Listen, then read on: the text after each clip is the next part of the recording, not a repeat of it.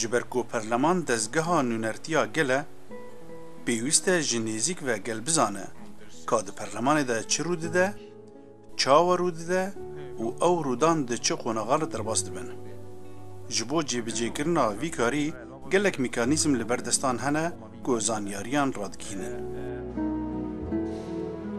لە ساڵی 1851ەوە پەرتووکخانەی پەرلەمان دامەزراوە. ئەم پەرتووکخانەیە پەرتووکخانەی زانستی کۆمەڵایەتیە، تایبەتە بە یاسا، زانستی سیاسی، بەڵگەکانی پەرلەمان، بەڵگەکانی یەکێتی ئوروپا و بەڵگەکانی نەتەوەیە گرتووەکان. سوید یەکێکە لە کەم وڵاتانی دنیاکە پەرتووکخانەی پەرلەمان بۆ خەڵک کراوە بێ، واتە هەر کەس دەتوانێت سەردانی پەرتووکخانەی پەرلەمانی سوید بکات و کەڵکی لێوەربگرێ. یا مرۆڤ بخۆ تێوێدا وان خوازشتر پێدا دکن یان ژی دریا مەیلێرە مرۆڤ ئینترنێت شوان دشینێ وێ چاغێش مەرۆ دچینن ئۆدا لێ کار دەکەن. چی کتێبێ مرۆ بخوازش مەرۆ تێنن یانی حتا لڤرتون نەبژیش دەربەی وەلات بن کتێبێ کوردی بن عەرەبی بن چ زمانی دیتر بن ئەو پۆش مەرۆ تێنن.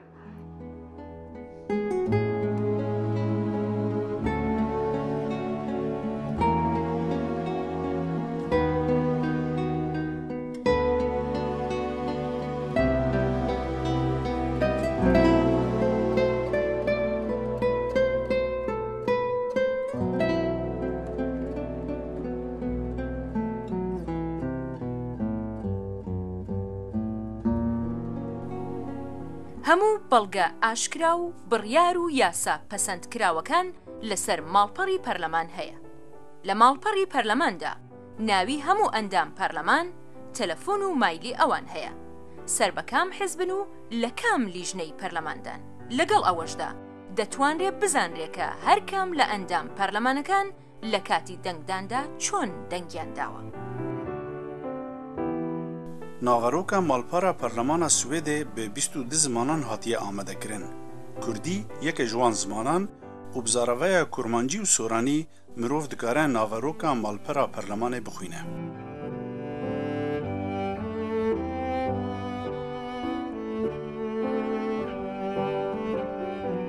ئەو کەسانەی کە زمانی سیاسی بۆیان زەحمەتە یان ئەو کەسانەی کە زمانی سویدیان زۆر باش نییە دەتوانن لە ماڵپەڕی پەرلەماندا بە سویدیەکی ئاسان زانیاریەکان وەرگرن. بۆ ئەو کەسانش کە چاویان باش نابینێت یان نابینان وتارە گرنگەکان دەتوانن بە دەنگ ببیستن. Motion 2002-2003 U273 Situationen i norra Iraks/irakiska Kurdistan. Motion 2002-2003 U273 یەکەکش ئەو ئەشکەر بوونا بریارە یان ئەشکەرەکردنا ئەو کەسێن کاری حکوومەتێ بدەستێوان یا کاری دەستگەهێن سیاسی بدەستوان یان دەستگەی حکوومەتێ بدەستوانە ئەوێک هەر تشتێک دوێ vekirî be غەیری ئەو tiştê nehînî me behs kir vekirîbûna wê yani ana tu karî derbas be ser her endamekî perleman tu karî diriya internetê nas bike di çend danûstendina de beşdar bûye çend civîna de beşdar bûye çend dengdana de beşdar bûye çi qesî li gel partiya xwe li gel wan çi qesî li dijî partiya xwe ye hundirê protokolê de axaftinê wî çinin li ser her tiştî yani ê wê salê gişî giş qeyd kiriye û vekiriye her kes karê شيء بقري بتشقوتي يعني أواجه مهم العالي السياسي شبر نج از دنگداني بشكل كيبدم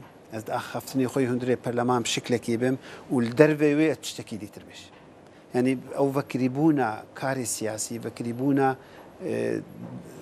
درخستنا بيرو بهورا شخص وحكومتي قلكي مهمة وأواجه هركس كاري ويتشتي يعني قناعة عمد أواجه سببك ريلي دقريق إنسان دروابك ريلي دقريق إنسان ادعاء تشتكي بك وجنولو به ريلي دقريق مثلا بيج مولو قوتية فتقارن بيت أو نولو نقوتي بعكسي بقوتي أواقل لك مهمش بو كاري ديمقراطي شبو بهيس كرنا كاري ديمقراطي شبو بهيس كرنا راستي قوتني شبو بهيس كرنا ما في مروف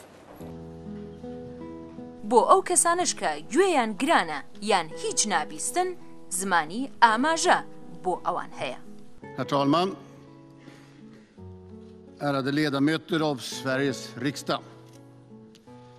I år är det 40 år sedan jag tillträdde som Sveriges statschef. لە هۆڵی پەرلەماندا جێگایەکی تایبەت هەیەکە بۆ ڕێژەی 500 کەس دیاری کراوە. ئەو جێگایە تایبەتە بەو کەسانەی کە وەک گوێگر دەیان هەوێ لە باسەکانی ناو پەرلەماندا بەشداری بکەن.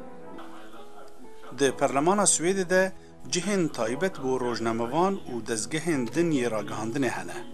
Lê di hindir hola perlemanê de tenê kamerayên perlemanê bûyeran tomar dikin û diweşînin. Diriya weşanên zindî yên televîzyona perlemanê re xelk dikare heman gotûbêj bişopîne. Çi diriya televîzyonê re û çi jî diriya kompyûteran re. Hemû gotûbêj li ser malpera perlemanê dimînin û mirov dikare kengî bixwaze li wan vegere û temaşe bike.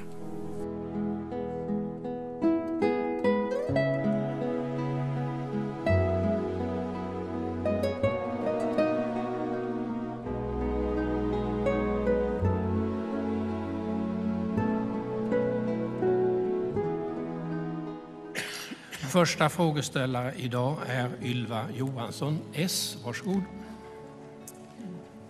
Tack, herr talman.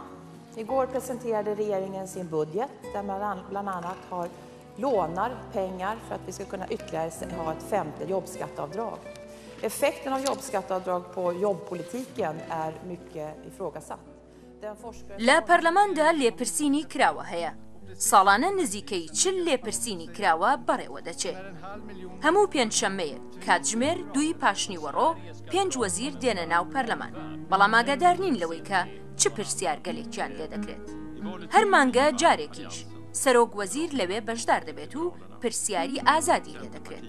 زۆر جاران ڕووی داوەکە گوێگران و بینەرانی ناو هۆڵەکە بە شێوەی نووسراوە پرسیارەکانیان ئاراستەی وەزیرەکان کردووە. ئەو لێپرسینە کراوانە لە نێو لیژنەی پارلەمانیشدا هەیە بۆ ئەوەی کە ئەندام پەرلەمانەکان زیاتر و ورتر زانیاری وەرگن و زانیاریەکانی خۆشیان دەوڵەمەندتر بکەن. هەر لەبەر ئەوەشەکە لیژنەکانی پەرلەمان ئەو پسپۆڕ و دەستگا و ڕێخستنانەی کە پەیوەندیان بە بابەتێکەوە هەیە بانگ دەکەنە ناو لیژنەی پەرلەمانی و لە کۆبوونەوەیەکی کراوەدا وەڵامی پرسیاری پەرلەمانتاران دەدەنەوە. دوو شێوە هەنن دوو ڕێ هەننش بۆ ئەو پرسێن ڤەکری و یانژی پرسێن شوەزیرە.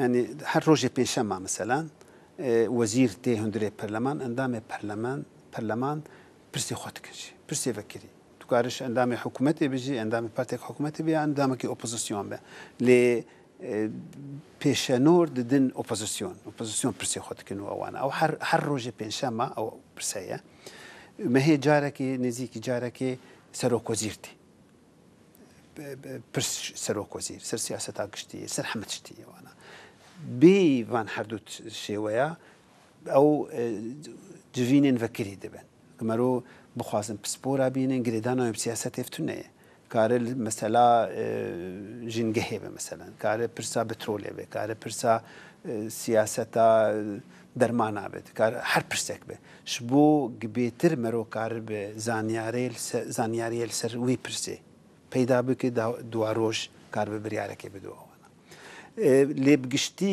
wexta mero dipirse ji wezîra yani wexta ku heye tu nikare her tu karî du pirsa bike her carî deqak wezîr jî duwê deqê de cewaba xwe dide yani walêneyê û her carê sê çar wezîr tê ji bo kar bi heme غêrî wê jî wekû partî çil opozisyon be çil hikûmetê de be karî pirsekê bîne holê û li ser wê pirsiyê diskusyoneke vekirî nav endamê perleman hundirê perleman ew wexta dibe bi navê pirsên taybetî ji partîkî li ser her tiştî tu kar bike tu kar li ser siyaseta derve bike tu kar li ser siyaseta hundir bike tu kar li ser leşkera bike tu kar li ser korupsiyonê û tiştê dîtir bike tu kar li ser internet çi tiştê tu bixwaz her partîk mafê wê heye dawa pirseke taybetî lê diskusyon hundirê perleman لەبەرەوەی کە ئەندام پەرلەمانەکان بتوانن وەڵامی پێویست بۆ بابەتە گرنگەکان وەرگرن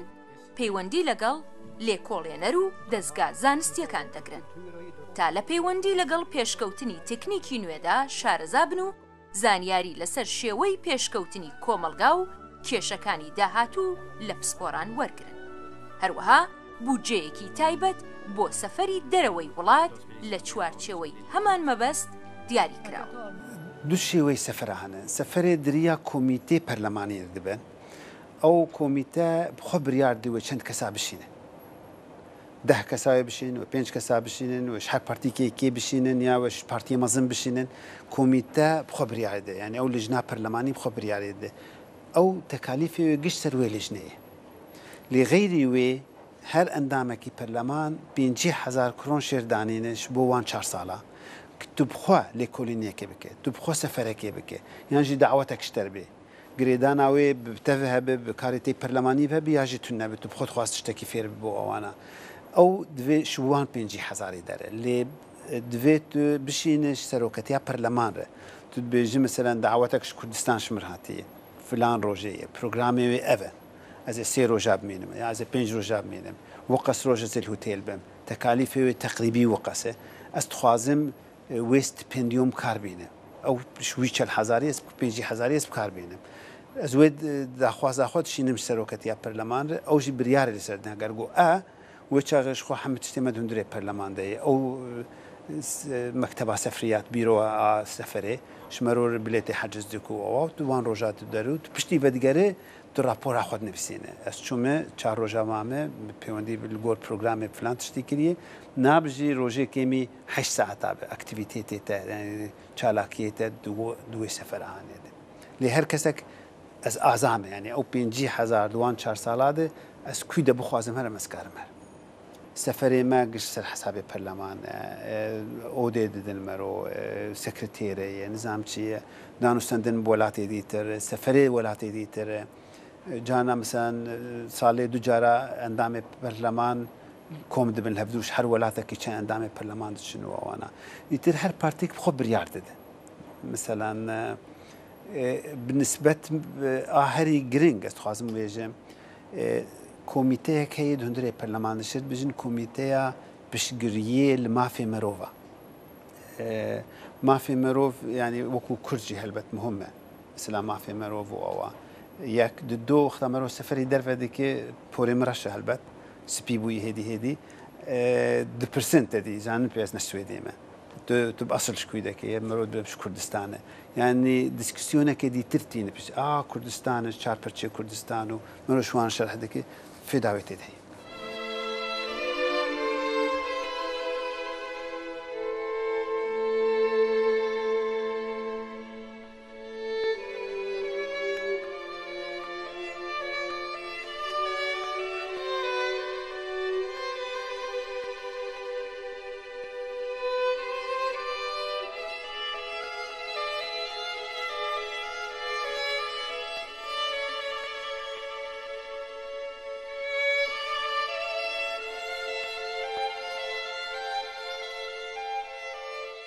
لە پەرلەمانی سویددا ڕێبەری تایبەت یان گایت هەیەکە ناو باڵاخانەی پەرلەمان مێژووی پەرلەمان و زانیاری پێویست لەو پەیوەندیەدا پێشکەشی ئەو کەسانە دەکات کە سەردانی پەرلەمان دەکەن دیارە ئەو خزمەتگوزاریەش بێبەرامبەرە di pêşandanan de bi zimanê Swîdî û İngilîzî û bi zimanê îşaretan basa dîroka perlemanê û karê parlamenteran dibe.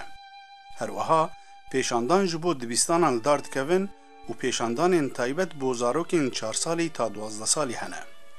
Di hindir perlemanê de 4,000 berhemên hunerî hene û ji bo wê jî pêşandanên taybet bo danasîna wan berheman li dar dikevin. Ji bo parastina demokrasiyê divê karê perlemanê aşkere be de ku her kes bikaribe bizane ka bi çi rengî perleman kar dike. Ji bo kesên kêm endam û kesên xwedî pêdiviyên taybet divê ew zanyarî li gor wan amade bibin û nêzîkî destê wan bin. Her wiha bi gelek zimanê din û bi Swêdiya asan jî divê heman zanyarî li ber destan bin.